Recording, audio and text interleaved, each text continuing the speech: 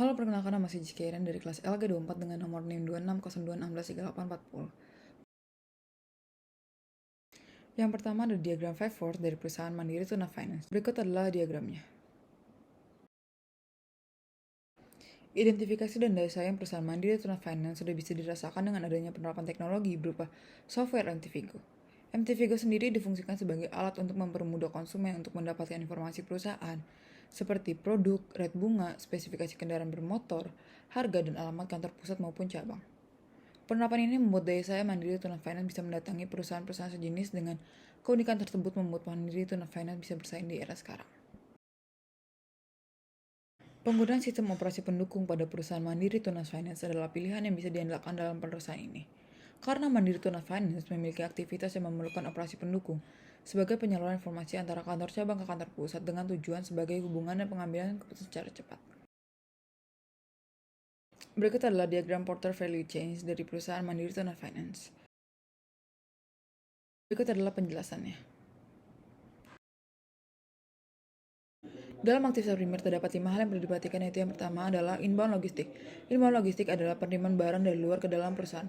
Aktivitas ini merupakan aktivitas utama karena jika tidak adanya pasokan logistik, maka perusahaan tidak akan menjalankan operasionalnya. Lalu yang kedua adalah aktivitas operasional. Aktivitas operasional adalah kegiatan jual beli, lelang, mencatat pemasukan, customer service, dan lainnya. Tujuan aktivitas ini adalah untuk menjalankan roda perusahaan agar tetap hidup. Lalu yang ketiga adalah outbound logistik. Outbound logistik adalah kegiatan menyerahkan barang atau kegiatan jual beli kepada konsumen. Lalu yang keempat adalah kegiatan marketing. Kegiatan marketing adalah perusahaan mempromosikan barang, jasa kepada masyarakat umum agar produksi dan jasa lebih terkenal di masyarakat dan target penjualannya terpenuhi. Lalu yang terakhir adalah customer service. Customer service sangat berpengaruh dalam perusahaan karena customer service adalah penghubung antara customer dan perusahaan. Dalam aktivitas sekunder terdapat 3 hal yang perlu diperhatikan, yaitu yang pertama adalah sumber daya manusia. Sumber daya manusia ini berguna dalam menjalankan roda kegiatan di dalam perusahaan dengan tujuan agar perusahaan tetap hidup dan mendapatkan keuntungan. Yang kedua adalah teknologi. Teknologi berguna untuk menyesuaikan kebutuhan masyarakat. Dengan adanya teknologi, suatu perusahaan bisa lebih menekankan efisiensi biaya. Dan yang terakhir adalah struktur perusahaan. Struktur perusahaan meliputi kegiatan manajer, sekretaris, human research, keuntungan, customer service, dan lainnya. Struktur perusahaan ini berguna untuk menjalankan roda kehidupan di dalam perusahaan.